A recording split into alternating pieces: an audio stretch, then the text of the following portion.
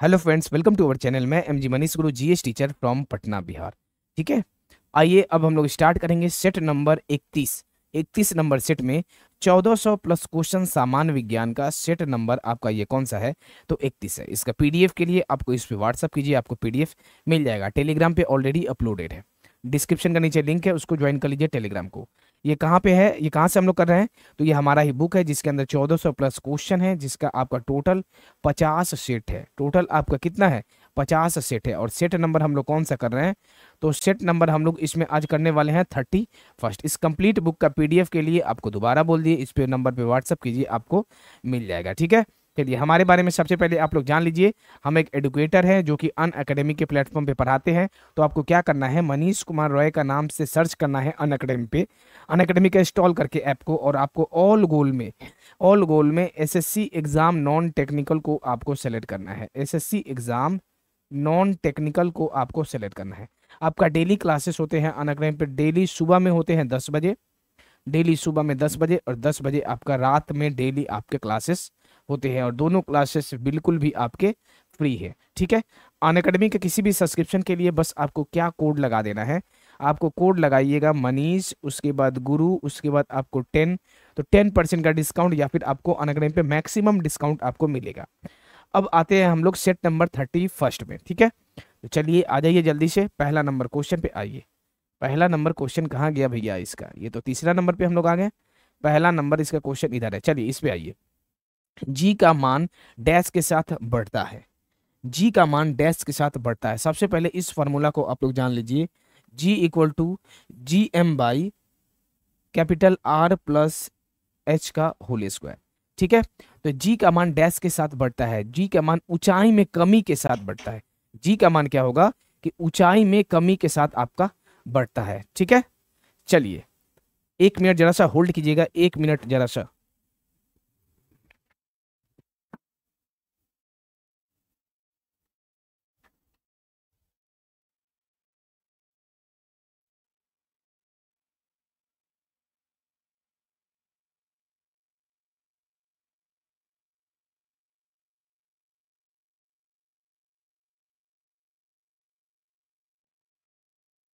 चलिए चलिए आ गए हैं, जरा सा 1 मिनट, सॉरी माफी चाहते हैं उसके लिए।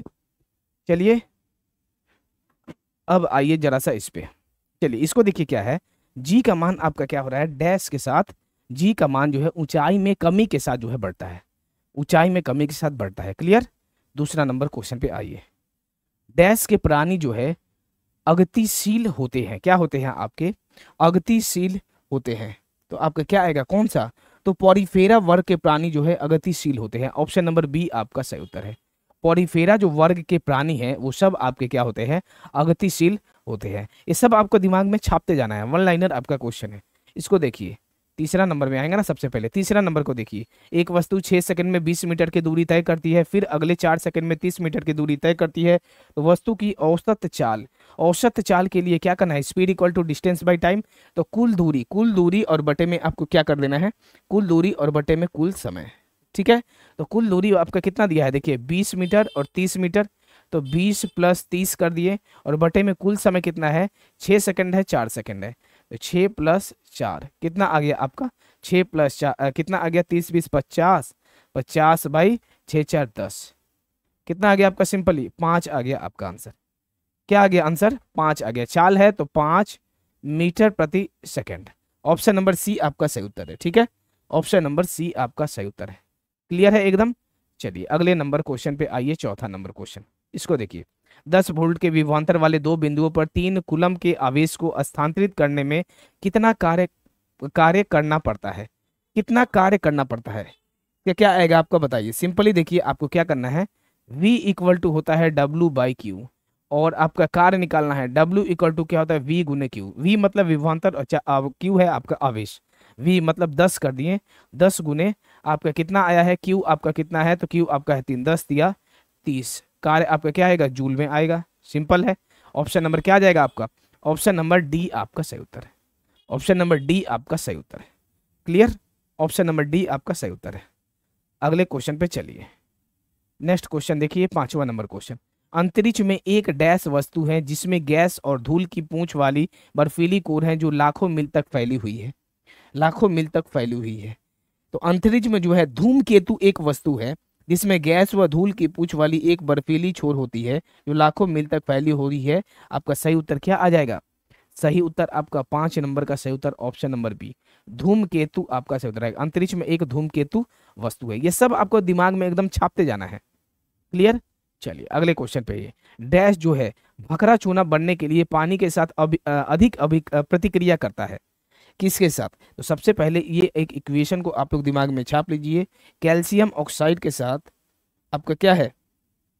H2O। तो क्या आ जाएगा आपका? CaOH2। तो आपका सही उत्तर क्या आएगा? आपका सही उत्तर कैल्शियम ऑक्साइड पानी के साथ प्रतिक्रिया कर भखरा जो है चूना बन जाता है। कैल्शियम ऑक्साइड पानी के साथ प्रतिक्रिया कर भखरा चूना बन जाता है। ऑप्शन नंबर डी आपका सही उत्तर है। Option number D. क्लियर? आगे बढ़े हम लोग। नेक्स्ट देखिए क्वेश्चन। जब आप एक रबर बैंड खींचते हैं तो हस्तांतरित ऊर्जा डैश के रूप में संग्रहित होती है।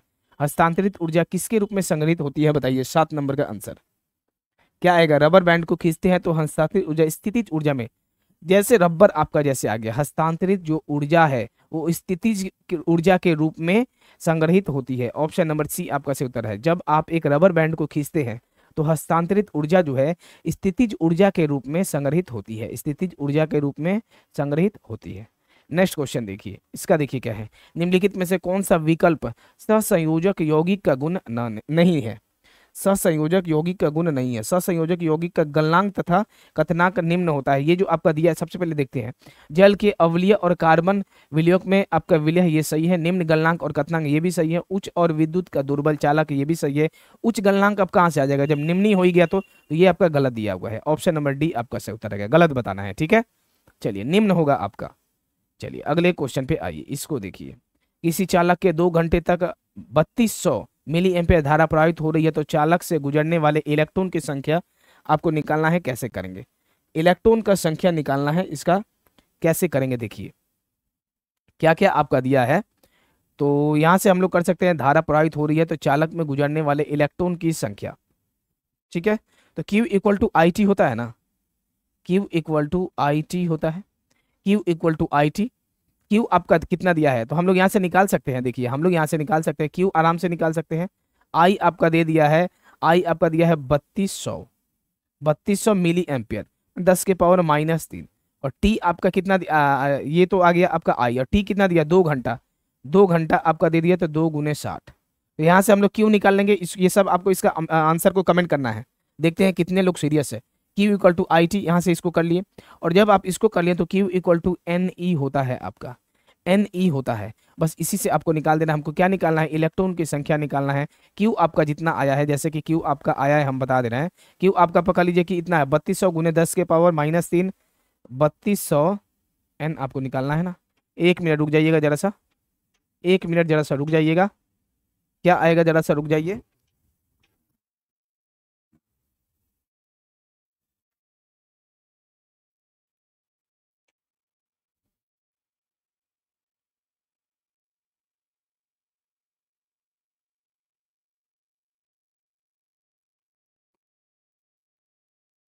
चलिए इसका देखिए क्या आएगा।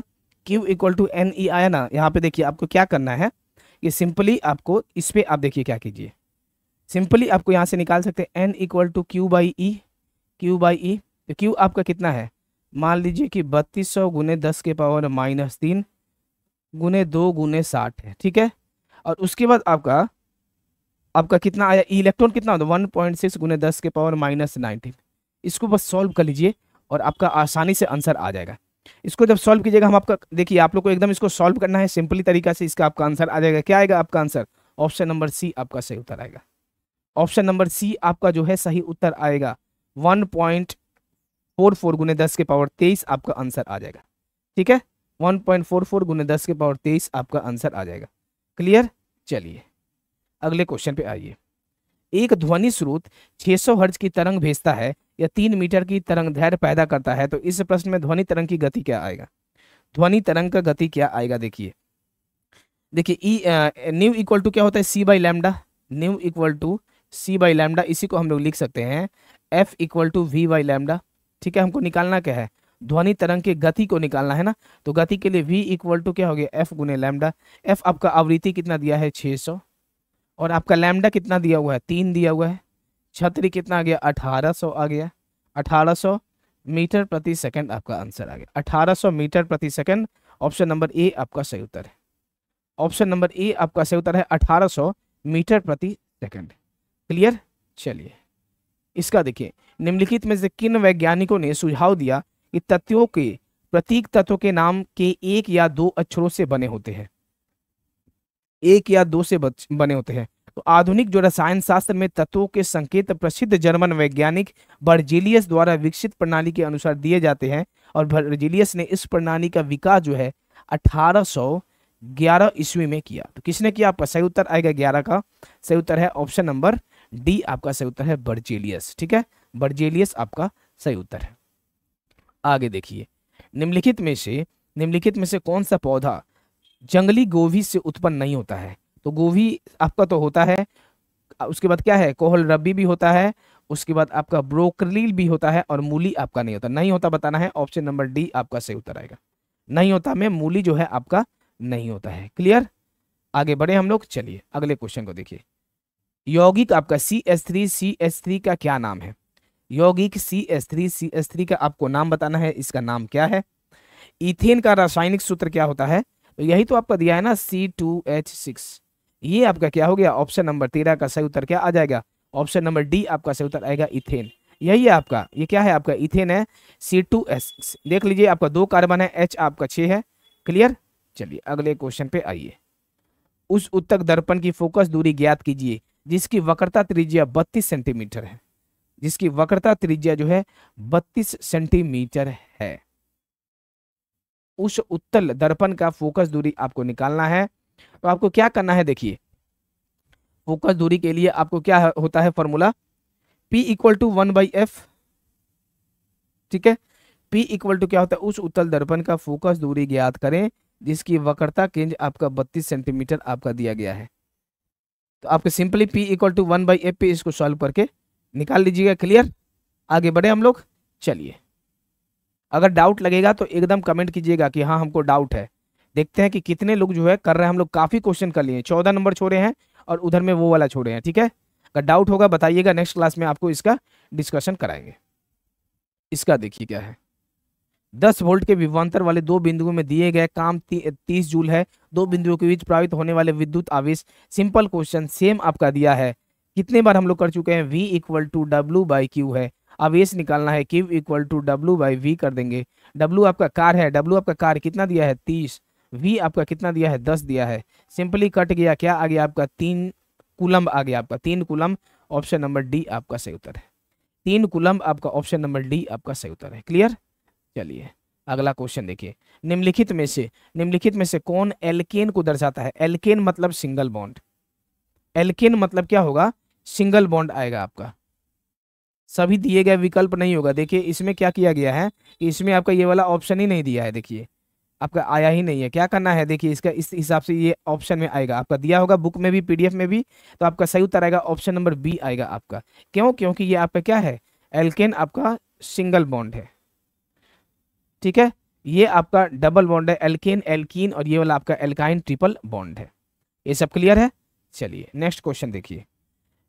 किसी वस्तु की बाहरी धक्के या खिंचाव को क्या कहा जाता है, पुश और पुल। या तो अंदर के तरफ देखते हैं कि सिनेमा हॉल में या फिर मॉल में जाते हैं, वहां पे लिखा रहता है पुश और पुल लिखा रहता है ना, उसको क्या कहते हैं, पुश और पुल को क्या कहते हैं। 17 नंबर का बहुत सिंपल है, उसी को तो बल कहते हैं, उसी को बल कहते हैं। बच्चा वाला ये क्वेश्चन था। नेक्स्ट क्वेश्चन देखिए, ये क्या है, प्रकाश संश्लेषण। प्रकाश संश्लेषण की प्रतिक्रिया में पौधे किस ऊर्जा का उपयोग करते हैं। जैसे प्रकाश संश्लेषण देख लीजिएगा, सीधा आपका दिमाग में छप जाना चाहिए कि सौर ऊर्जा। प्रकाश संश्लेषण की प्रक्रिया में पौधे सौर ऊर्जा का जो है उपयोग करते हैं, सौर ऊर्जा का उपयोग करते हैं। क्लियर। चलिए एकदम ये सब वन लाइनर है आपका। निम्नलिखित में से कौन सा WBC के बारे में सही नहीं है, एकदम इसको हम लोग किए हुए हैं। वे सैनिक के रूप में कार्य करते, ये सही है। नाभिकीय केंद्रक है, आकृतिक अमीबा व वृत्ताकार होता है, ये भी आपका सही है। लेकिन जो 18 से 25 माइक्रोमीटर दिया है ये आपका गलत है, ये आपका क्या है, गलत दिया हुआ है यहाँ पे। ठीक है, तो आपका सही उत्तर आएगा ऑप्शन नंबर डी आपका सही उत्तर है। ऑप्शन नंबर डी आपका सही उत्तर है। चलिए देखिए जरा सा नेक्स्ट क्वेश्चन क्या है। सभी तत्वों के सापेक्ष जो है परमाणुविक द्रव्यमान डैश के परमाणु के संबंध में पाए जाते हैं। डैश के परमाणु के संबंध में पाए जाते हैं, इसका आंसर क्या आएगा? इसका आपका सही उत्तर क्या आएगा? ऑप्शन नंबर बी आपका जो है सही उत्तर है। ठीक है, ऑप्शन नंबर बी आपका जो है सही उत्तर है। कार्बन 12 है आपका। सभी तत्वों के सापेक्षिक परमाणुविक द्रव्यमान जो है कार्बन 12 के एक परमाणु के संबंध में पाए जाते हैं। ऑप्शन नंबर बी आपका सही उत्तर। क्लियर है? आगे बढ़े हम लोग। चलिए अगले क्वेश्चन पे चलिए। नेक्स्ट देखिए इसका क्या दिया हुआ है। नेक्स्ट देखिए यहाँ पे, निम्नलिखित में से कौन सा उपकरण जो है विद्युत प्रवाह के तापमान प्रभाव पर आधारित नहीं है? विद्युत प्रभाव के तापमान प्रभाव पर, इलेक्ट्रिक आयरन आपके तापमान प्रभाव पर प्रभावित है, इलेक्ट्रिक हीटर भी है, ये सब आपका, इलेक्ट्रिक बल्ब भी है, लेकिन माइक्रोवेव आपका नहीं है। ऑप्शन नंबर डी आपका सही उत्तर है। ठीक है, माइक्रोवेव नहीं है। नेक्स्ट देखिए इसको, निरंतर गुरुत्वाकर्षण का चिन्ह क्या है? बहुत सिंपल क्वेश्चन है। 22 नंबर का क्या है? ऑप्शन नंबर ए आपका सही उत्तर है। F equal to G m1m2 बटे में r²। यही आपका क्या है? गुरुत्वाकर्षण का है। ठीक है, ऑप्शन नंबर ए आपका सही उत्तर आएगा। अगले क्वेश्चन पे आइए, इसको देखिए। डैश जो है शरीर कोशिका की 2 परतों से बना होता है। किससे बना होता है बताइए? 23 नंबर का जल्दी से क्या आएगा? 23 का आपका क्या आएगा? ऑप्शन नंबर बी आपका सही उत्तर है। सिलेंट्रेड आपका सही उत्तर आएगा। सिलेंट्रेड जो है आपका, सिलेंट्रेड का शरीर जो है कोशिका की 2 परतों से बना होता है। सिलेंट्रेड आपका सही उत्तर आएगा। क्या आएगा? सिलेंट्रेड आपका सही उत्तर आएगा। ऑप्शन नंबर बी आपका सही उत्तर। क्लियर? चलिए नेक्स्ट क्वेश्चन पे आइए। आरएनए का फुल फॉर्म क्या है? बहुत सिंपल क्वेश्चन ऑलरेडी दिया है, ribonucleic acid. Option number B आपका सही उत्तर है। RNA ribonucleic acid, DNA deoxy ribonucleic acid. ठीक है, आरएनए का पूछा है तो आरएनए का राइबोन्यूक्लिक एसिड। नेक्स्ट आइए 25 नंबर क्वेश्चन में, इसका देखिए। स्थिर अवस्था में प्रारंभ करने की सुनील का 10 सेकंड में 20 मीटर प्रति सेकंड वेग के साथ तो कार का त्वरण, इससे सिंपल क्वेश्चन क्या आएगा आपका? dv/dt होता है ना, तो क्या दिया है? वेग आपका कितना है? 20 और समय आपका कितना है? 10। कट गया सिंपल आपका, सॉरी, 2 मीटर प्रति सेकंड स्क्वायर। 2 मीटर प्रति सेकंड स्क्वायर आपका आंसर आ गया। बी नंबर आपका सही उत्तर। एकदम सिंपल क्वेश्चन, ये सेट में आपका बहुत सिंपल क्वेश्चन था। अधिकतर तो आप लोग का सब रिपीटेड ही था, अधिकतर तो आप लोग खुद ही कर लेते, दिमाग में बस छापने वाला था। और यहाँ पे देखिए जो हम लोग ये किए थे, जरा सा इसको रिवाइज कर लीजिए जल्दी से। चलिए इसको जल्दी से रिवाइज कर लीजिए, देखिए कि ये क्या आएगा। ये F P equal to 1/f नहीं होगा, इसको जल्दी से रिवाइज कीजिए, देखिए क्या आएगा। देखिए ये आपका त्रिज्या दिया है, r इक्वल टू 32 सेंटीमीटर आपका दिया है। और फॉर्मूला होता है फोकस दूरी के लिए, क्या होता है? f इक्वल टू r/2 होता है। 32/2 कितना आ जाएगा? 16 सेंटीमीटर। एकदम सिंपल क्वेश्चन था। ऑप्शन नंबर सी आपका सही उत्तर है। ठीक है, त्रिज्या आपका 32 दिया है, सीधा आधा हो जाता है फोकस दूरी। क्लियर? हम लोग का 25 नंबर क्वेश्चन तक हम लोग कर लिए हैं। देख लीजिए, इसका आपका 2 मीटर प्रति सेकंड आएगा।